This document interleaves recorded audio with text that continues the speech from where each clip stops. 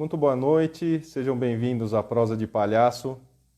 Eu vou conversar hoje com o Nando Bolognese, palhaço comendador Nelson, de um monte de lugar, ele que já escreveu livro, enfim, livros, né?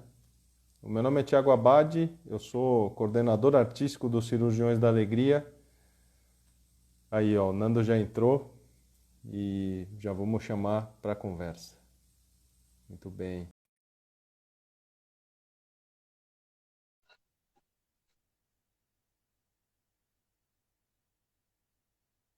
Já convidei o Nando, tá bom, pessoal?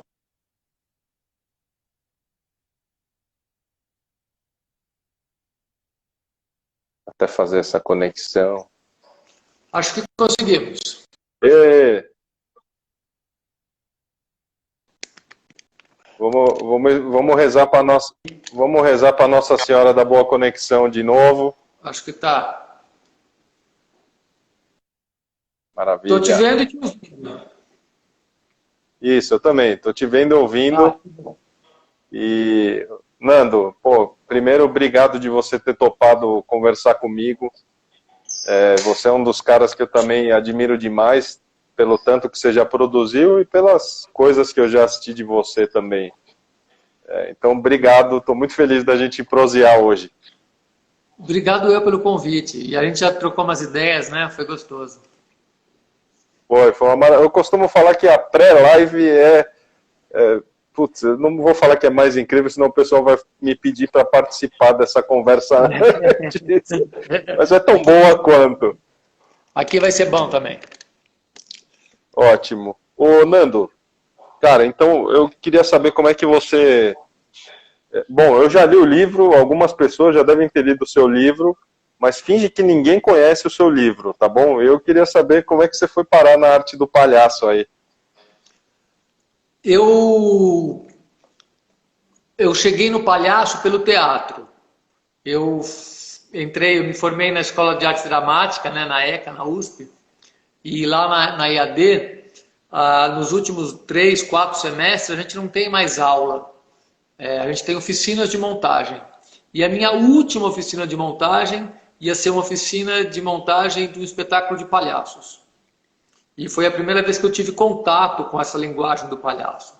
Eu conhecia de televisão, de ver Bozo, de ver aquelas coisas, mas eu não conhecia. E eu nunca gostei muito de ir no circo quando eu era pequeno. Engraçado, o cheiro do circo era uma coisa que eu não gostava. Mas eu gostava de palhaço.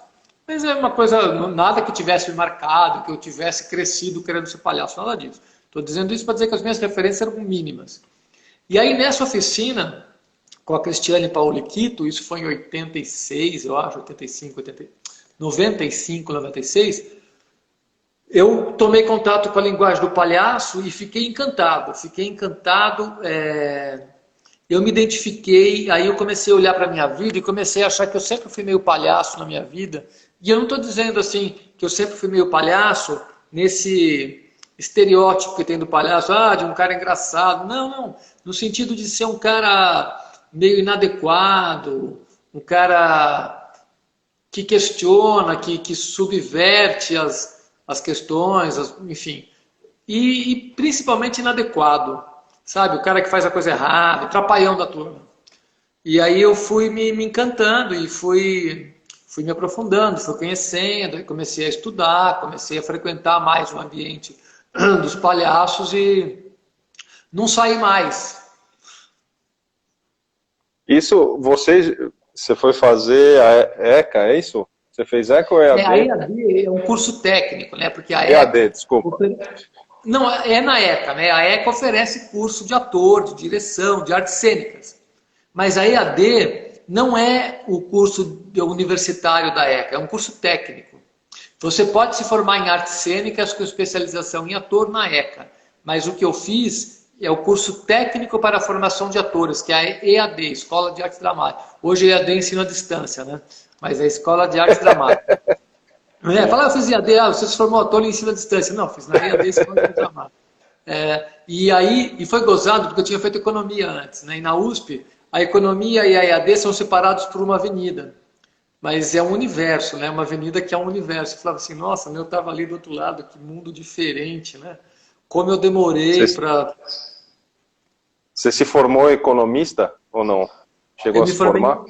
sim, eu me formei em economia e eu me formei em história. E Mas a história nem era tão longe, porque era uma área, um lugar que eu me sentia mais perto de pessoas parecidas comigo. Na economia eu me sentia mais estranho, mais estrangeiro ainda do que na história. Porque eu fui estudar economia não para ser diretor de empresa, para ser diretor de banco, essas coisas.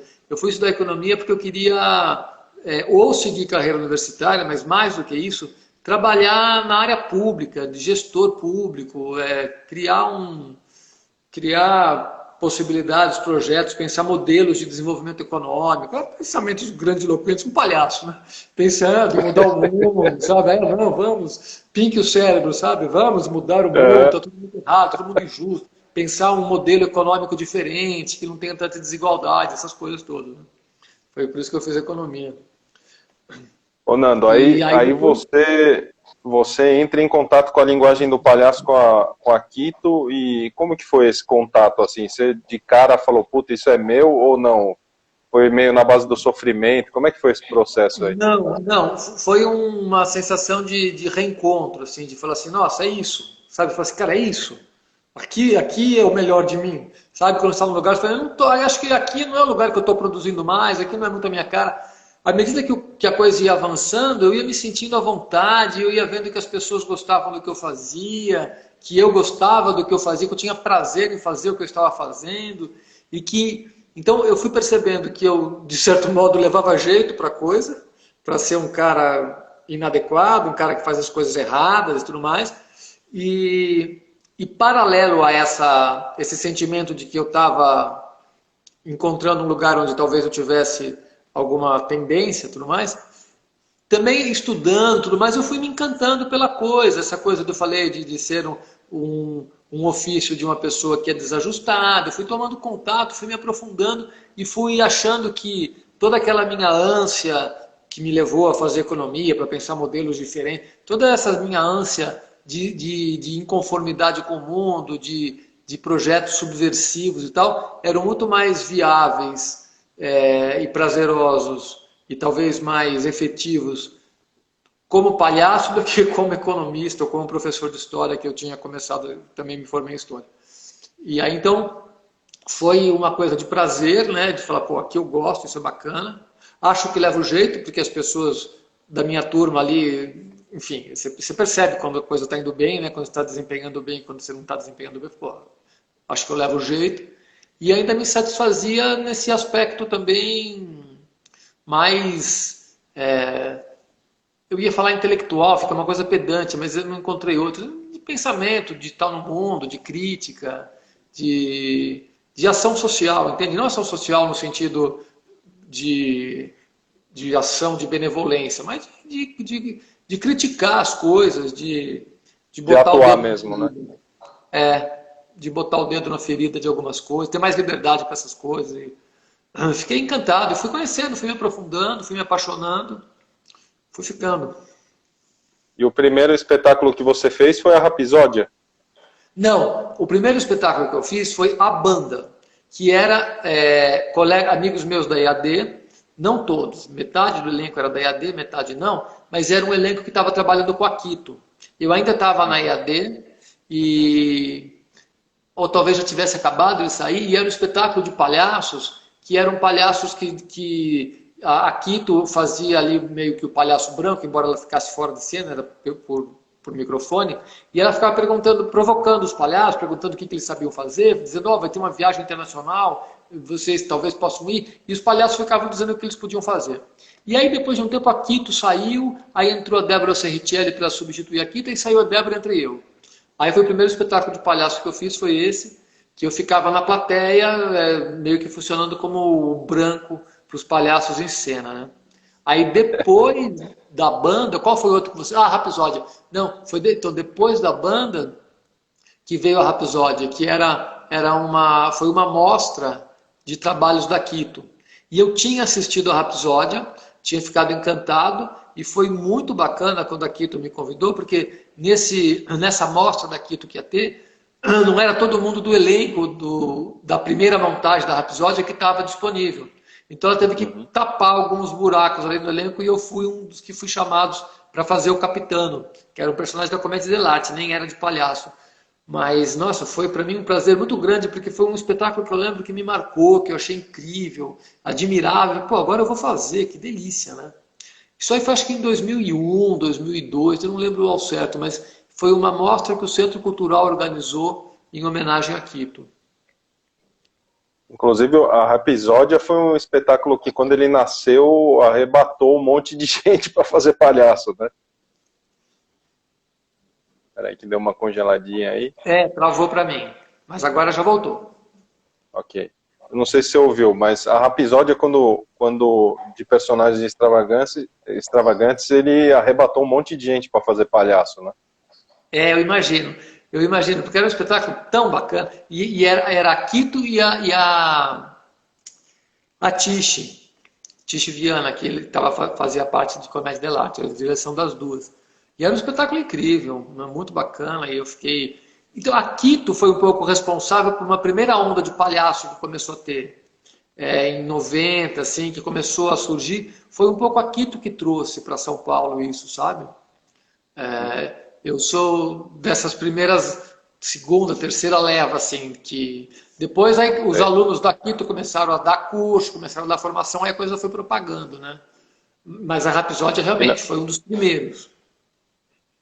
nessa época que você fez EAD, também tinha uma galera que faz palhaço até hoje ou não? Sim, que eu vi na Rapsódia mesmo, a Soraya, a Thaís, a Vera Budi, muitos, o Paulo Federal, o Cleroac, muita gente, muita gente. Cara, aliás, o Federal e o Cleroac, eu já entrevistei o Federal aqui, né? E na época eles fizeram o Charles, e o Charles também foi um marco, né? Na cidade, eu não sei em outros lugares, mas em São Paulo a galera pirava, né? Era maravilhoso. O Charles primeiro eram três, né? Era o Federal, o Cleroac e o... Gente, nossa, desculpa, eu vou lembrar o E nome o dele Ale, agora. o Ale. O Ale. Isso. Aí o Ale saiu, então, e aí parece que quando o Ale saiu, ele levou o nome Charles para ele. Mas aí eu fiquei mais acompanhando o Federal e o Cleroac, e foi, assim, eram para mim uma referência. Eu ia ver o trabalho dos dois sempre ali. O Cleroac tinha uma casa ali na Pompeia, tinha um quintal, eles fizeram alguns espetáculos ali no quintal do Cleroac. E eu saía sempre absolutamente fascinado, achando aquilo incrível. E era mesmo. E os dois, o Cleroac e o Federal, para mim são duas referências como palhaço. Duas referências marcantes para mim. Eu brinco, eu falo, quando eu crescer eu quero ser igual ao Federal, como palhaço. O palhaço Adão. Cara incrível. O Adão. Primeiro palhaço do mundo. Isso. Ô Nando, eu vi... A primeira vez que eu vi você em cena, eu fui assistir uma intervenção dos Doutores da Alegria, né? Eu também queria que você contasse como é que foi sua entrada lá.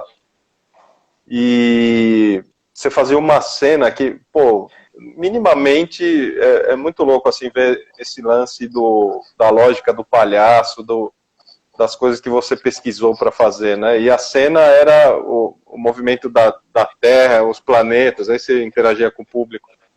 Putz, ali eu tava começando a estudar palhaço, acho que era 2002, 2003, não lembro direito. Por aí. Por aí.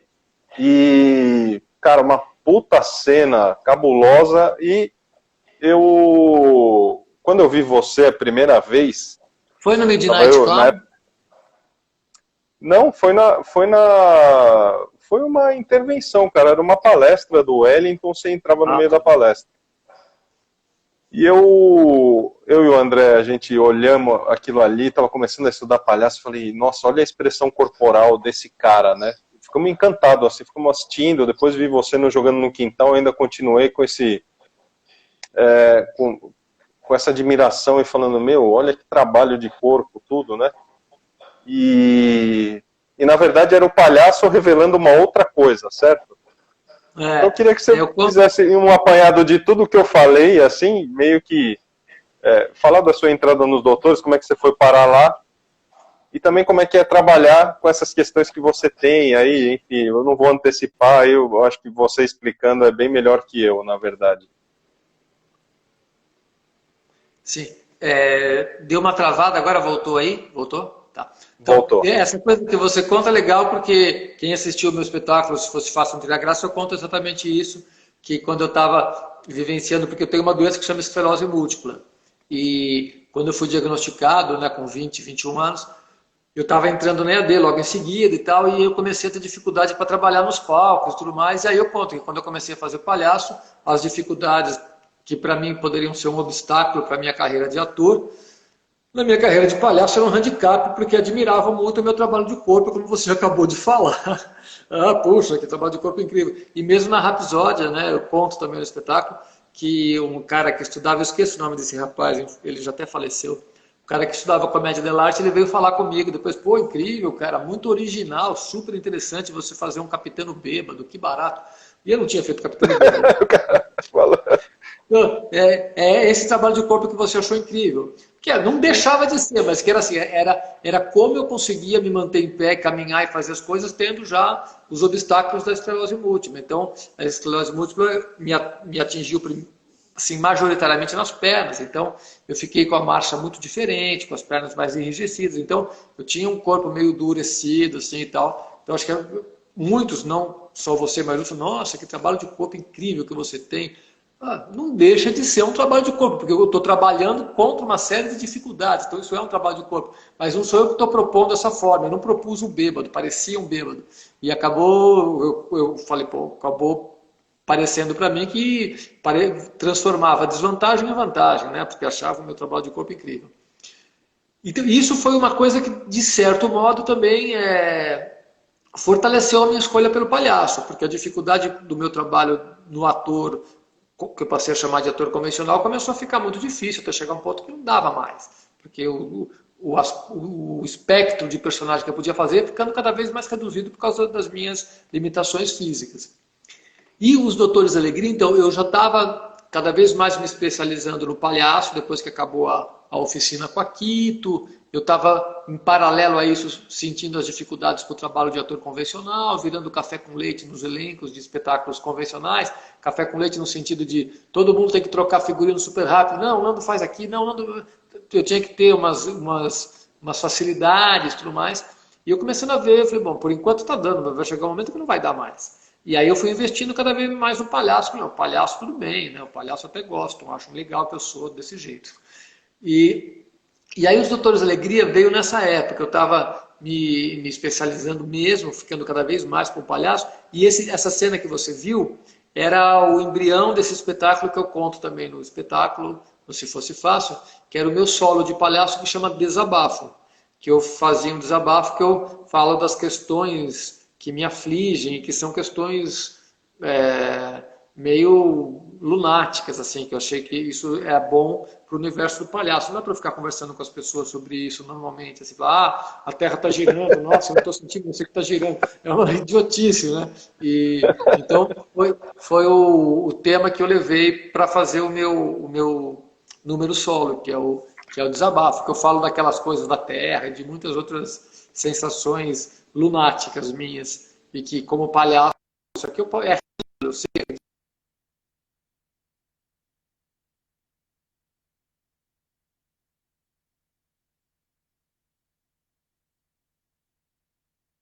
Tá dando uma travada. Nossa Senhora da Boa Conexão, onde é que a senhora está? Ajuda nós. Vamos esperar ele voltar aí. Eu acho que deu uma travada feia aí. Só para contextualizar para vocês, esse ano que eu estou falando de 2002, 2003, eu tinha visto essa cena dos Doutores, é uma cena que ele faz solo incrível, uma cena, ele com... Foi sensacional, que era o início de um estudo, vamos ver se ele volta aí, deve ter caído mesmo de vez. E foi o início de um estudo, ali foi o início de tudo, e quando a gente começou a assistir a cena dele, eu olhei, na época eu estava com o André, eu falei, é isso que eu quero fazer na vida, cara. Eu vou viver disso. Enfim, hoje em dia eu vivo de palhaço, mas foi um caminho.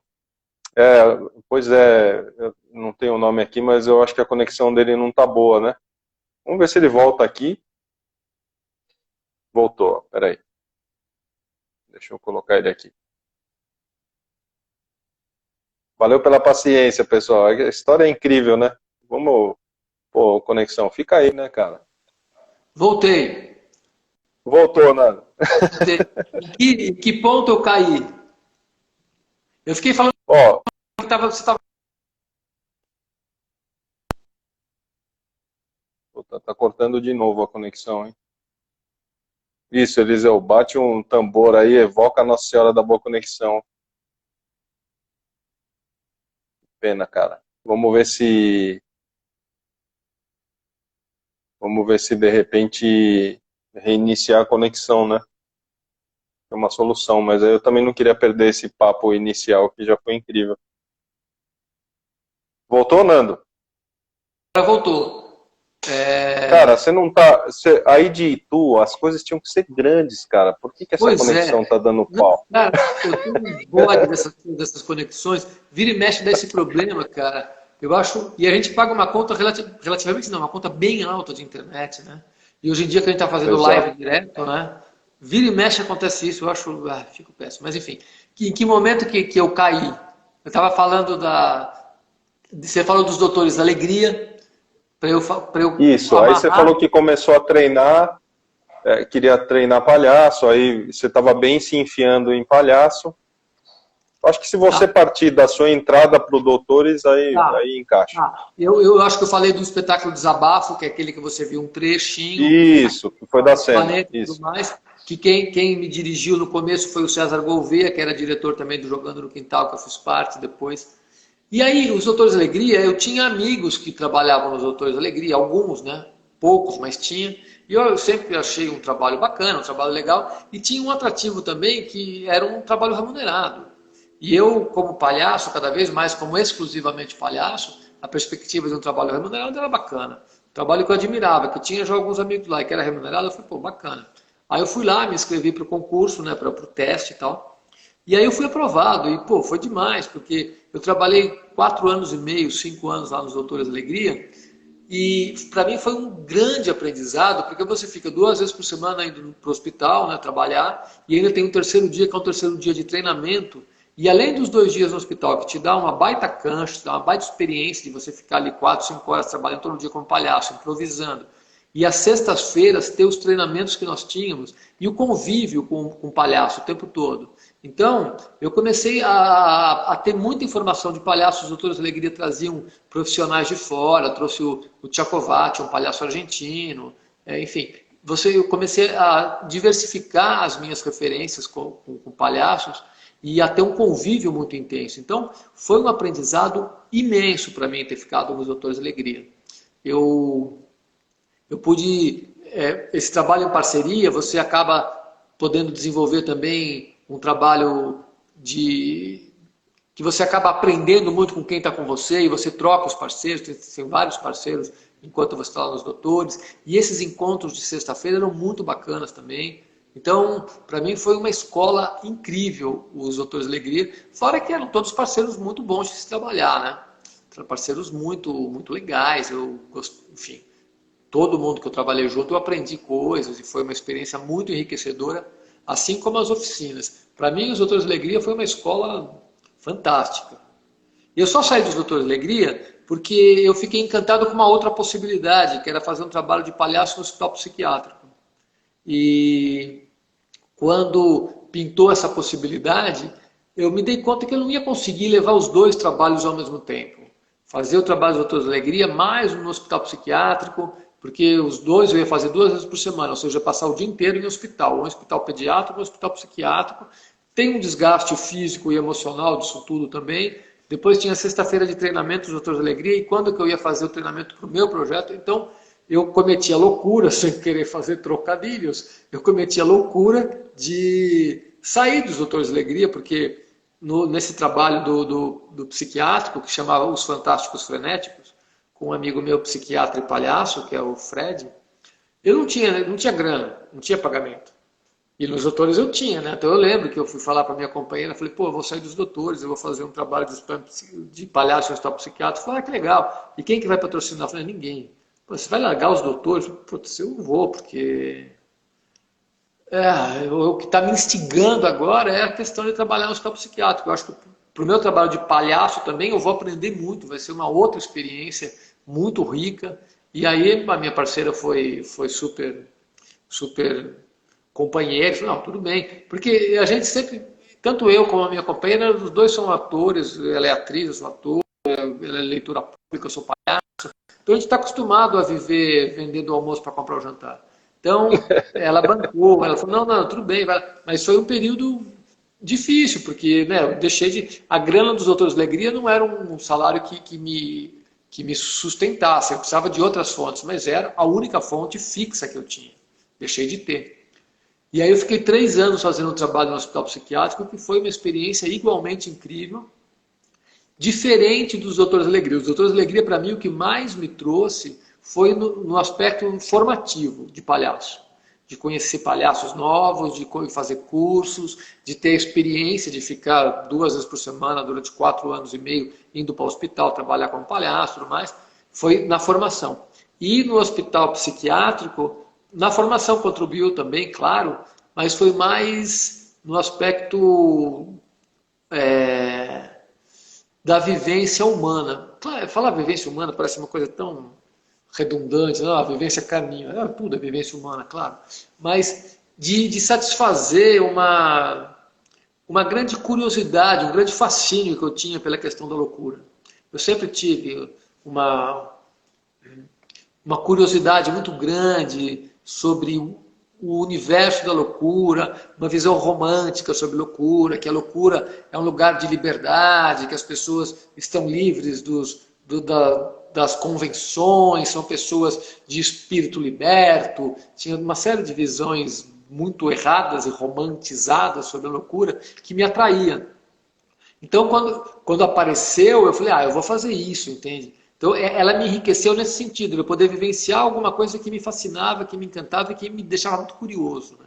Muito mais do que a formação profissional, embora tenha me ajudado, claro. Né? Foram 3 anos muito intensos e se os Doutores de Alegria me ajudaram na minha formação profissional e numa certa estabilidade financeira, o trabalho no hospital psiquiátrico me afundou do ponto de vista financeiro, claro, depois eu arrumei outras coisas para fazer, mas não teve grana, e me desestabilizou na minha vida pessoal. Foi um momento da minha vida que eu fiquei muito desestabilizado, assim, minha vida pessoal ficou bastante conturbada nesse momento, nesse período da minha vida, porque o contato ali com o hospital psiquiátrico mexe com a gente, cara, mexe muito. Durante o trabalho eu não tinha muito essa percepção. Depois que acabou, depois que eu acabei de fazer o trabalho, olha que gozado. O meu parceiro no projeto, o Fred, foi embora para Alter do Chão, no Pará. Eu vim embora para Itu.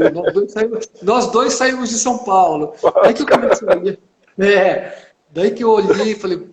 Aí eu comecei né, depois que você passa a coisa, você pode olhar um pouco mais de distanciamento e eu vi como foi desestruturante para mim.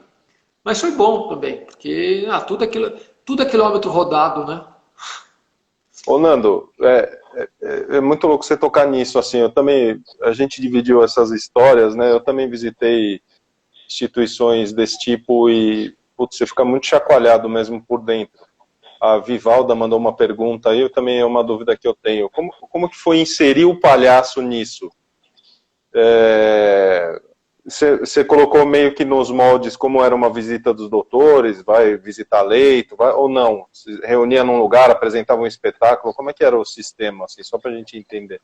Eu aprofundei mais a ideia que nos Doutores da Alegria também a gente não apresenta nenhum número, a gente chega e vai improvisar em função do que a gente encontra, né? E aí, no hospital psiquiátrico, a gente se propôs a fazer a mesma coisa, mas a estrutura era diferente, não visitava leitos. A gente sempre chegava nas áreas de convivência. A gente não visitava leito. Eu fui em 3 ou 4 hospitais psiquiátricos no projeto Fantásticos Frenéticos. Sempre o nosso contato era na área de convívio. No momento no qual eles estavam tomando sol, ou tinham as atividades de rádio, coisas assim. Eu sempre encontrava todos juntos. Mas o meu encontro com eles era individual. Eu sempre estava para conversar com eles, dependendo da interação. Tinha um que você chegava, o cara já vinha falar com você, o outro vinha te propor um jogo, e você ia totalmente aberto para vamos ver o que vai acontecer. Era um mergulho. No hospital pediátrico também, você ia sem saber o que ia acontecer, você ia aberto. Mas ocorriam menos surpresas do que no hospital psiquiátrico. E aí eu comecei a estudar um termo assim, que chama palhaço relacional, que é esse palhaço que trabalha na relação com o outro. Né? Tem um estudo, puxa vida, eu não lembro o nome, é um palhaço francês, belga, vou ficar devendo isso, depois eu posso te mandar, que até a mãe da Rena, da palhaça...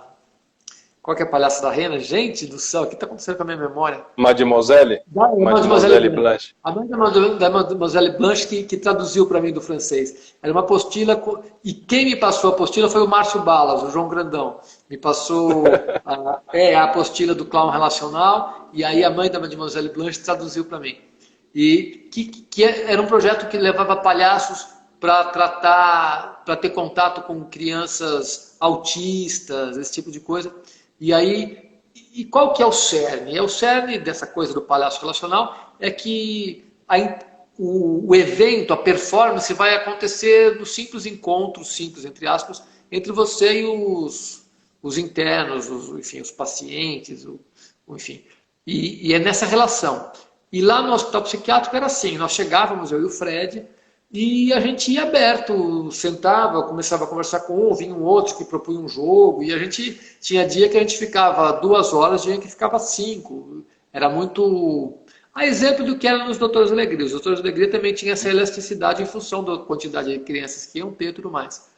O que mudava é que no hospital psiquiátrico, muitas vezes, eles estão em tratamento medicamentoso, então às vezes estão um pouco mais lentos, um pouco mais chapados, assim. Então, a coisa é mais sentado, é mais conversando, mais assim, entende?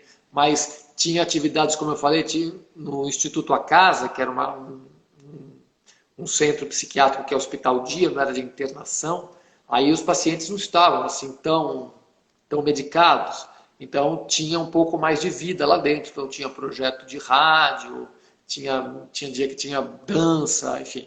E ali a gente tinha um pouco mais, uma interação com pessoas um pouco mais vivas, um pouco mais dispostas do que em outros hospitais que trazem aquele tratamento mais estereotipado que a gente pensa, né? Do cara que fica chapadão, meio babando, e aquilo me chocou muito, porque eu presenciei processos de internação do tipo, eu estou lá já no hospital e entra uma pessoa, e eu vejo o jeito que ela entrou, e na semana seguinte, quando eu o vejo, ele está naquele arquétipo estereotipado do louco, mas ele não entrou daquele jeito. Aí eu percebi que foi a droga que fez aquilo com ele, cara. Claro que eu não estou dizendo que todo tratamento é assim, porque eu não sou psiquiatra, mas eu presenciei isso, eu fiquei muito chocado com isso. E na casa, que era um hospital dia, eu não tinha, a visão era diferente, porque eles não eram tão medicamentados desse modo. E era um processo muito apaixonante, assim, as pessoas eram muito interessantes, essas pessoas. Mas eu me dei conta que eu estava romantizando o dia que estava tendo lá uma atividade, que era a atividade da rádio, que tinha uma rádio lá na casa, e um dos pacientes cantava The Winner Takes It All. Só que ele cantava toda vez que tinha atividade da rádio, e os outros pacientes estavam com o saco cheio. Quando ele começou a cantar The Winner Takes It All, que já era uma cena, né? Um interno ali, interno não, porque ali era o hospital dia, mas enfim, tratamento psiquiátrico cantando The Winner Takes It All, né? Curioso. Todo mundo começou a levantar para ir embora, e eu estava do lado de um rapaz jovem que estava lá internado, e quando todo mundo começou a levantar e ir embora, ele abaixou a cabeça e falou assim, como que eu vim parar aqui? Aí eu entendi o pesadelo que aquele rapaz estava vivenciando, e aí me caiu uma ficha gigante de que eu me desencantei com o trabalho e fiquei me achando um cara um sádico, que me comprazia em ver a derrocada do ser humano. E aí comecei a perder o encantamento pelo trabalho. E aí aos poucos não é que a partir desse momento eu parei o trabalho, mas a partir daí eu perdi o encantamento e a coisa foi se desvanecendo, até que eu vim embora para Itu e o Fred foi embora para Alter do Chão. E aí acabou. Sim. Não, mexe com tudo. E que bom que, sei lá, eu acho que é bom ter esse tipo de visão não romanceada. O romance, ele te dá uma perspectiva de um lado da face, né? Mas tem outras pessoas lá, de repente, que não estão no mesmo nível que outras, né? Até o conceito de loucura é super rebatido, porque cada um tem a sua própria loucura, mas como é que eu classifico quem está fora da casinha ou não? E aí você entra num balaio onde tem pessoas muito e outras dá para falar que né? Exatamente, fica essa questão, quem é louco, aí tem o conto do Guimarães que fala louco, todo mundo é ou ninguém é, tem o Dom Quixote, tem uma série de referências que podem, de algum modo, suavizar esse conceito, mas quando eu entrei no hospital psiquiátrico, eu vi pessoas, eu tomei contato com pessoas que eram prisioneiras de um lugar, porque eu falei, eu entro e saio do hospital psiquiátrico, eu fico lá 3, 4 horas, interajo com eles, fico nessa apelação, mas eu tenho um porto seguro para o qual eu volto, e tem uns aqui que não tem, você vai conversar com o sujeito e o cara fala assim, eu nasci há 1.200 anos. Qual que é o problema? Como qual que é o problema, cara? Você não conhece a sua história. Como eu nasci há 1.200 anos? Poxa, super libertário, cara, não é libertário, bicho. Você não tem mesmo, você não conhece a sua própria história. Eu estou citando um exemplo, e é real, o cara falou, eu nasci há 200 anos. Aí eu achei um barato, achei barato. Barato nada, cara. E outros, enfim, eu comecei a tomar conta. Caí a ficha de que a galera está aqui, eles não saem, eles são prisioneiros desse estado que eles estão, né? Eles não têm essa. E aí eu lembro que numa época que eu estava indo no hospital, eu falei pro Fred, eu falei, Fred, tipo assim, aqui já está muito light para mim. Eu falei, Fred, o que você acha da gente fazer um projeto no manicômio judiciário? Daí ele falou, Nando, você não sabe o que você está falando, cara. Eu falei, não, porque eu acho que de repente no manicômio judiciário, porque a gente vai pegar duas camadas de isolamento, né? Que é o da loucura e é o do preso, do sentenciado. Vamos tomar contato com... Estava querendo a coisa o mais marginal possível, né? O cara é louco e ainda é prisioneiro. Eu falei, cara, você não sabe o que você está falando, bicho. Não dá. Esquece esse projeto. Então, ele falou, esquece. Você não sabe o que você está falando. As histórias que eu conheço de manicômio judiciário apaga. Era no começo dos Fantásticos. Hoje eu imagino ao que ele se referia, né? Mas eu acho também, Nando, que quando você está em pesquisa também, cara, te entra um nível de curiosidade e você quer saber onde está tudo isso, né? Exatamente. Tem isso também. Se você já lá atrás pensava como ter um sistema econômico que seja menos prejudicial a todos, então é sinal que você já tem isso no seu mapa, de querer entender o que o outro sofre, o que o outro vive, quais são os problemas, né? Como poder melhorar a qualidade de vida. Então, provavelmente você tem isso no seu mapa aí. Não, e também eu sou ator, né? Eu fiz escola dramática. E o ator, você quer justamente conhecer o ser humano, né, cara? Você quer conhecer outras subjetividades, outras vivências, outras experiências. E essa do cara que está internado no hospital psiquiátrico é um grande mistério, né? Para mim ela é muito instigante, né? Eu acho que tem a ver com quem que escolhe fazer o trabalho de ator, né? Você quer conhecer as possibilidades humanas todas, né? Tem esse fascínio, né? E aí é legal também, porque aí eu acho que também isso gera essa curiosidade, que depois eu achei até que era uma curiosidade mórbida, mas de você, que eu acho que tem a ver com o estudo que a gente está falando, de você não categorizar as coisas, tipo assim, uma pessoa que faz isso é um monstro. Eu falo, não, bicho, é um ser humano. Não é um monstro. Então, assim, eu fico muito na perspectiva de que as possibilidades do humano são muito, muito, muito assustadoramente abertas, né? Então eu lembro quando eu dava um curso de teatro, no Sindicato dos Bancários. E aí a gente ia montar uma peça do Nelson Rodrigues. Qual que era? Achar que era bonitinho, mas ordinário, não, não é. Enfim, a gente ia montar uma peça do Nelson Rodrigues e eu levei um texto de Páginas Amarelas. Putz, eu lia naquela época, desculpa, da revista Veja, as Páginas Amarelas, que era uma entrevista com o Valdir Troncoso Pérez, que era um advogado criminalista dos mais tops de todos. Mas por que eu levei essa entrevista? Porque ele falava da humanidade que existe no criminoso mais fascínora, mais desse que você chama de monstro. Porque tem uma visão meio preconceituosa com os personagens do Nelson Rodrigues, né, de você afastar e achar que aqui... Gente,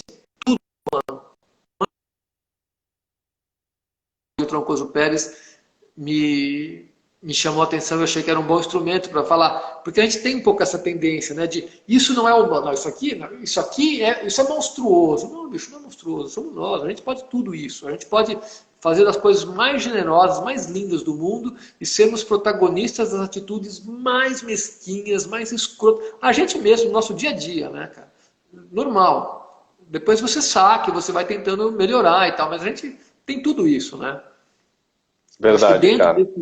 Dessa visão, assim, que também a loucura me fascinava tanto e eu quis ir no manicômio judiciário.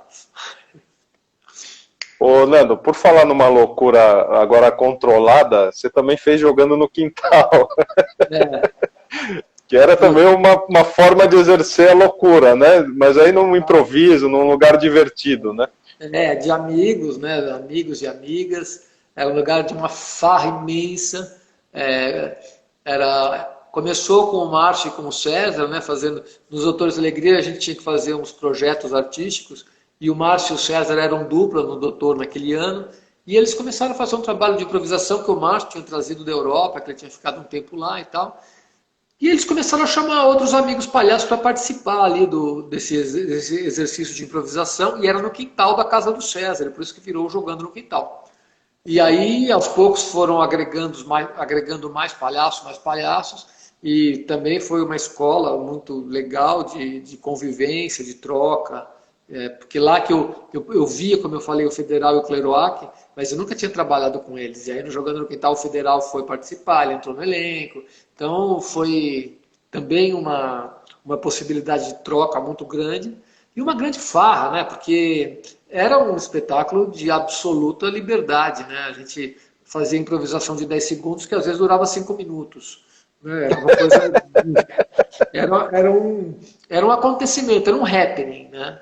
Não era um espetáculo, e era uma festa, porque a gente montava, nos primeiros 2, 3 anos, ainda era nós que montávamos tudo mais. Então a gente fazia um por semana, um por mês, porque era muito trabalho, enfim. E quando acabava a apresentação, rolava a festa, ia até de madrugada, era efetivamente um acontecimento.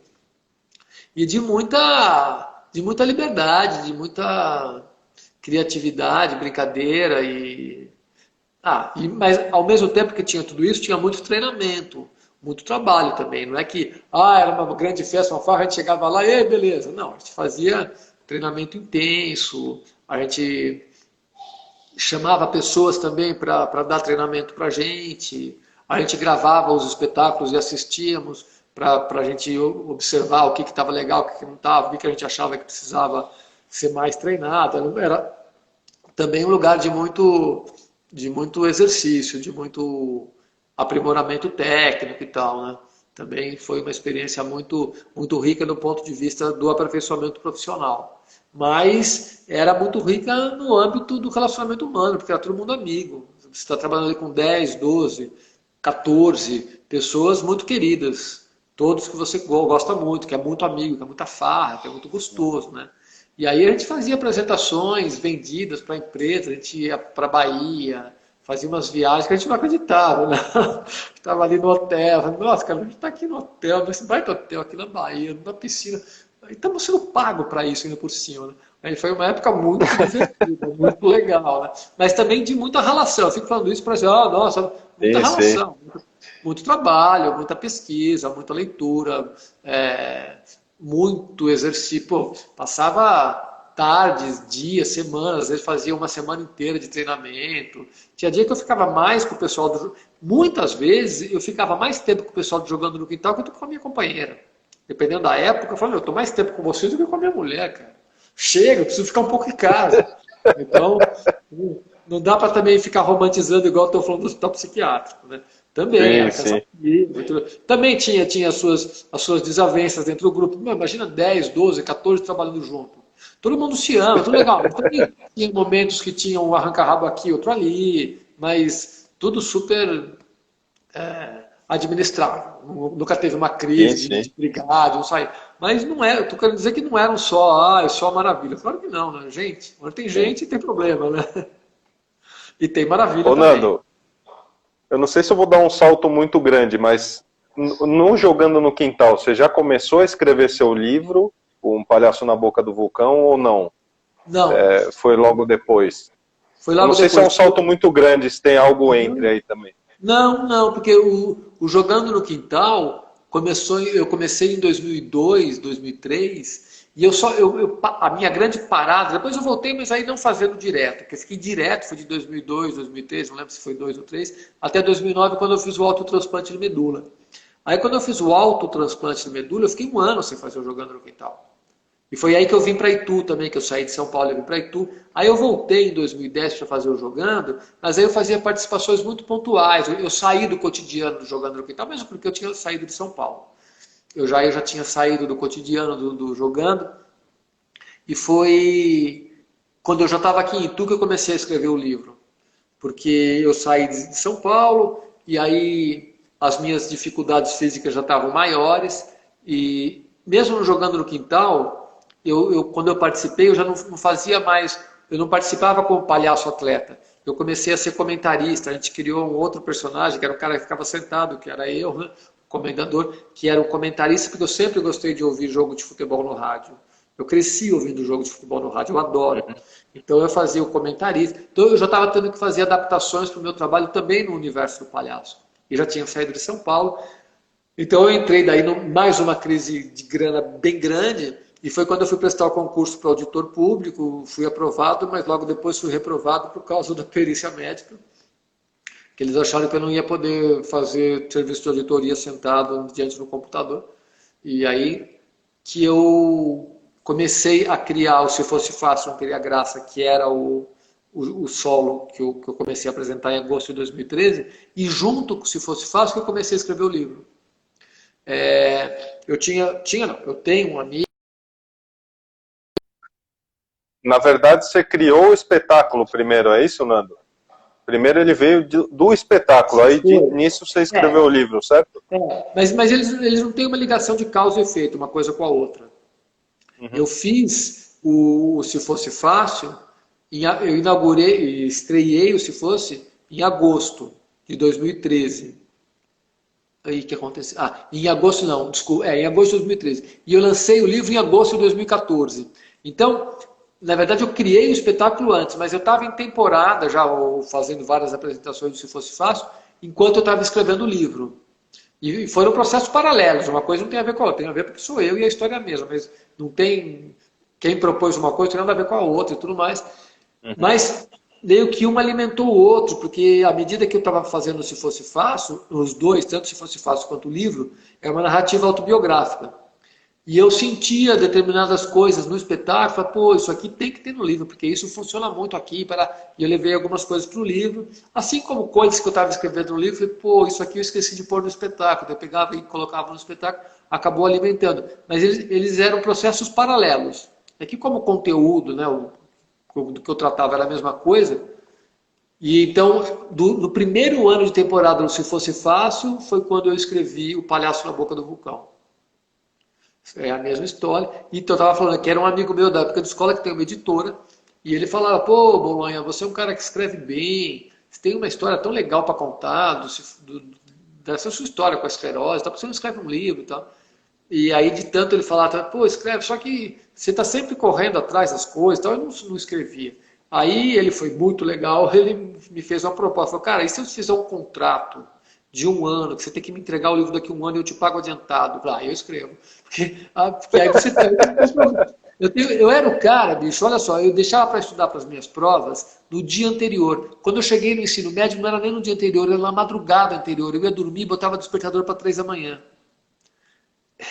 Se a prova era 7, eu acordava às 3, estudava das 3 às 6. E olha, eu era bom aluno, eu tirava nota boa, entrei na USP e tal. Mas eu preciso estar pressionado.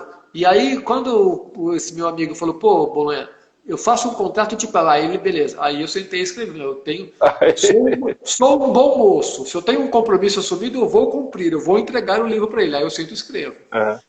Eu preciso. A estreia do espetáculo foi a mesma coisa. Se fosse fácil, não teria graça. Quando eu perdi a vaga no emprego público, aliás, eu perdi a vaga, mas eu ainda tô na justiça. Tá rolando o processo ainda. Mas quando eu perdi a vaga, foi em maio. Eu estreiei o espetáculo em 1º de agosto. E quando eu marquei a data, eu não tinha o espetáculo. Eu marquei a data para que eu tivesse o espetáculo. Porque eu estava duro, sem grana, tinha ficado 1 ano estudando para o concurso público, era a minha bala de prata, né? E aí eu perdi, né?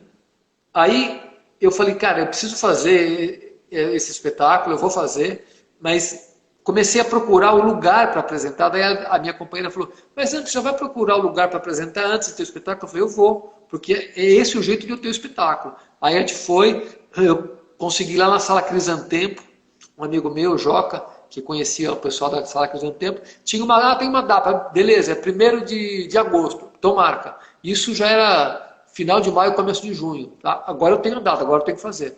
Aí eu ralei junho e julho e estreiei em 1º de agosto. Sensacional. Ô, Nando, puta, o tempo voa, a gente tem pouco tempo de live, tem 8 minutos e pouco. Tem um pessoal falando para você dar aula aí, e agora online fica mais fácil ainda, cara. Pensa aí num curso. Aula de palhaço. Tem um pessoal pedindo aí, E, Nando, eu vou te agradecer, depois eu vou te fazer uma última pergunta, aí você vai até o final. Tá. Eu quero te agradecer porque você em 2003, eu acho que você nem sabia disso, mas você teve um papel importantíssimo na minha vida, porque a gente foi conhecer o Jogando no Quintal, e aí a casa tinha uma muretinha, você estava sentado lá, e a gente foi te parabenizar pela cena da história que eu contei dos doutores. E aí isso foi super legal, começou a perguntar o que a gente estava fazendo, a gente começou a falar que estava entrando na linguagem do palhaço, estava começando a estudar. Você falou, comecem a estudar, mas vão fazer, porque essa arte não é só de ficar sentado olhando e ouvindo coisas. Vai fazer, cara, vai fazer, porque é assim que se constrói o caminho. E a gente foi fazer, e hoje em dia eu faço isso.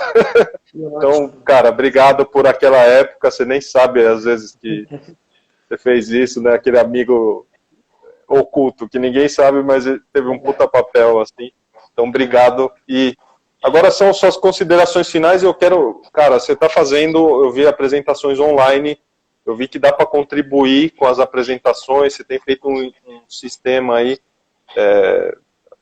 Deixa aí na live, porque aí o pessoal pode assistir, de repente assistir o seu espetáculo, contribuir com ele. Fala aí pra gente como é que está sendo isso. Eu estava ensaiando o meu próximo espetáculo, que era o Legítima Defesa, quando veio a pandemia e o isolamento. Aí, de novo, eu fiquei sem trabalho, e aí eu falei, bom, vou ter que fazer na internet. Aí eu fiz uma temporada online, do Se Fosse Fácil Não Teria Graça, que foi agora em julho, metade de julho até metade de agosto. E aí eu criei o chapéu virtual, eu resolvi não cobrar, porque você pode, hoje em dia, você faz o espetáculo e cobra, mas eu falei, eu prefiro deixar as pessoas entrarem e passar o chapéu igual artista de rua. Aí eu criei não, uns amigos meus que trabalham com internet, que entendem mais de internet do que eu, criaram lá os mecanismos para quem quiser doar para o chapéu virtual, que é um endereço, que é o abre.ai/chapéunando. No abre.ai/chapéunando tem 4 plataformas, tem PagSeguro, PicPay, PayPal, enfim, tem 4 plataformas, tem os dados da conta para se a pessoa quiser transferir, e aí sempre que eu acabo as minhas apresentações eu falo do chapéu virtual. E aí, Se Fosse Fácil Não Teria Graça online, eu parei as apresentações, eu fiz um mês, só que eu estou criando umas coisas novas. Então, às quartas-feiras, amanhã vai ter o 2º Conversódromo, que é o Palhaço Comendador recebendo 2 pessoas para a gente conversar.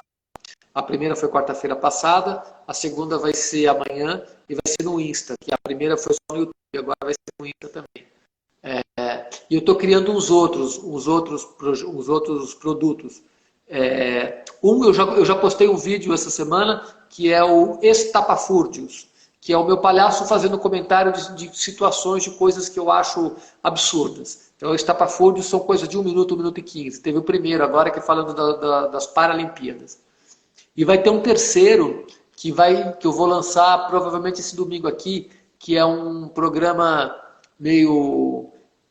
que não é jornal, é uma paródia de jornalismo, mas que é assim, uma resenha de tudo que não aconteceu na semana.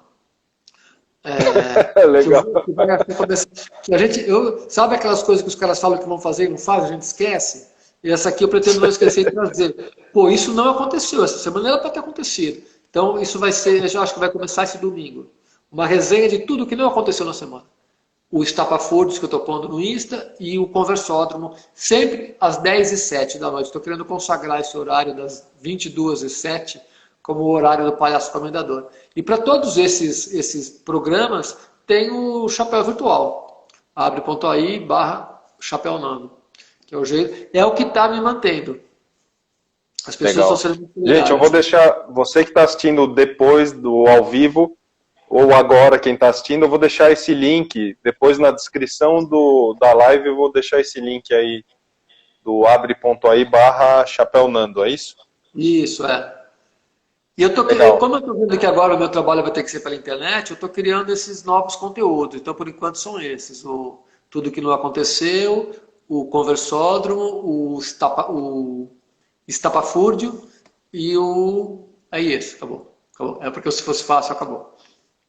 Ó, já vai pensando no curso também de palhaço aí, que tem uma galera falando aí. Sim, é verdade. De curso. Sim.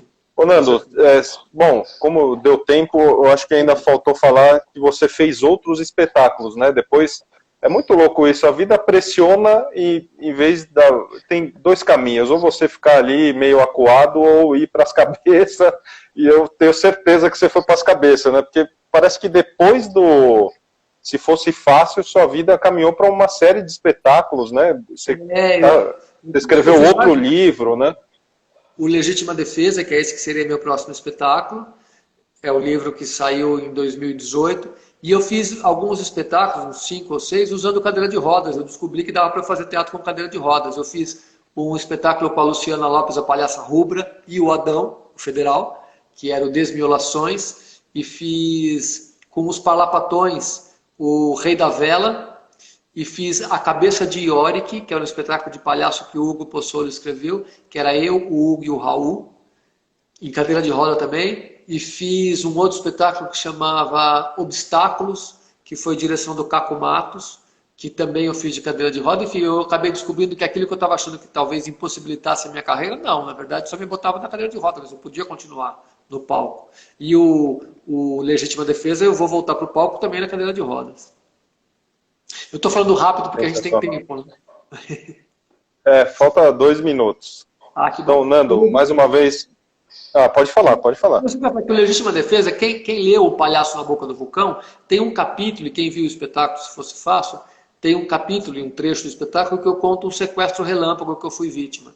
E o Legítima Defesa é o sequestro relâmpago na sua inteireza. Porque é uma história tão maluca que eu falei, cara, isso dá um espetáculo, isso dá um livro.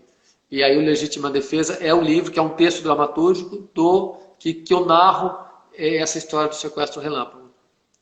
Foi Cara, essa história é sensacional, divertidíssimo.